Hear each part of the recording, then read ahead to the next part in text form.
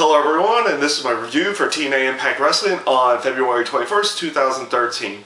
And basically to go off and say right from the get-go, the show itself, at least match quality-wise, I felt was relatively good for the most part. The fact that they were going to put Hulk Hogan into a match, you figured something would go down in the terms of storyline-wise, like it did where he got attacked and was not going to compete in the ring. And this is for the and honestly, this is for the best. We don't need to see Hulk Hogan in the ring. I'm glad that's the route they went, instead of having him actually wrestle a match. Hopefully he's finally gotten to the point that he realizes he doesn't need to be in the ring to be over or to progress a storyline in some way, shape, or form.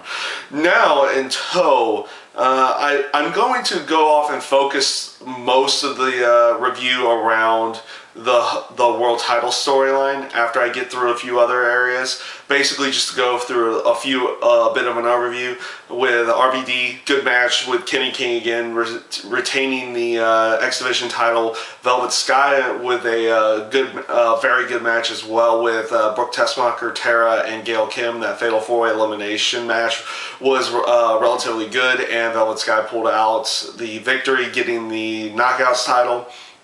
And hopefully they will continue some kind of storyline going into Lockdown, maybe keeping it with Tara, maybe going for a rematch clause of some kind at that point in time. We'll see where they actually go with that. Same with Kenny King. It's kind of weird where they are with the X Division title. They don't really actually have a full-on story. You kind of just gotten matches to tell you the story of what's going on right now. You know, you kind of have Kenny King as the main guy, and they don't really have a full-on feud going at this point in time. Hopefully over the next couple weeks they'll find some way of actually building a full feud going into a pay-per-view match. Especially, you know, the X Division title should be always a mainstay of the TNA brand, so you want them to.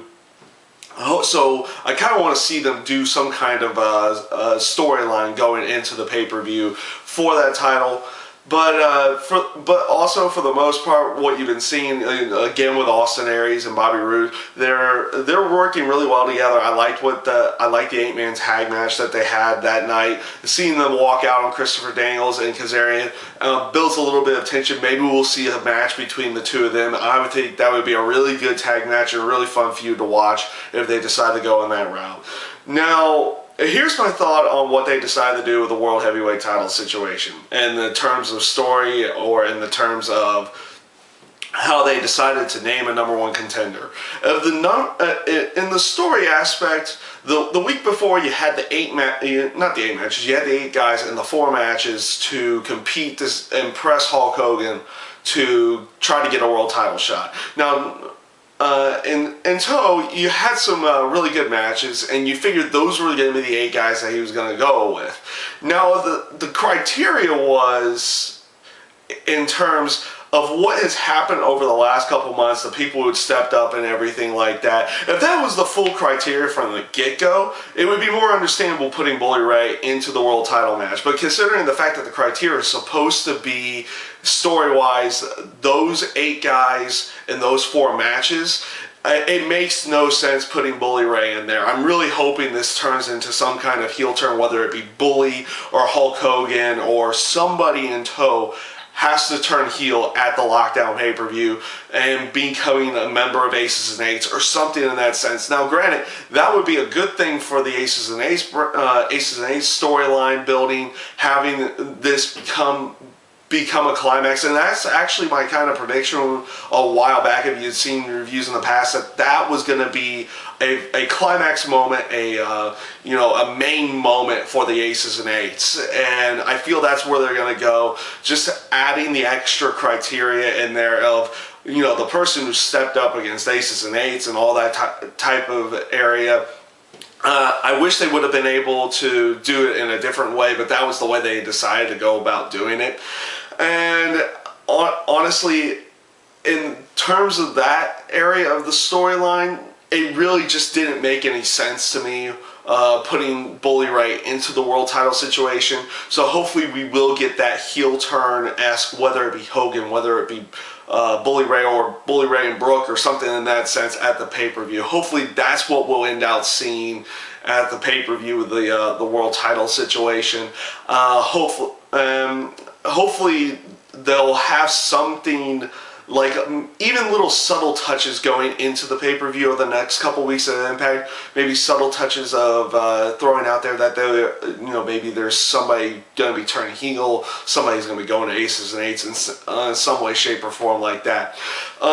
Instead of just kind of meshing it together and kind of making it just a match with Jeff Hardy and Bully Ray at that point. I do want to see some kind of tension between Bully Ray and Jeff Hardy leading into the pay-per-view.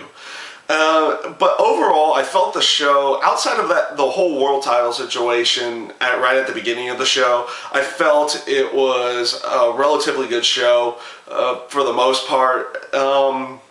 Matches, again, like I said, they were relatively good. Then again, that's TNA Impact for you. Matches tend to be really good and fun to watch. Nice to see that they decided to bring in the winner of the British Boot Camp, Rockstar Spud, in there for his first match on TNA.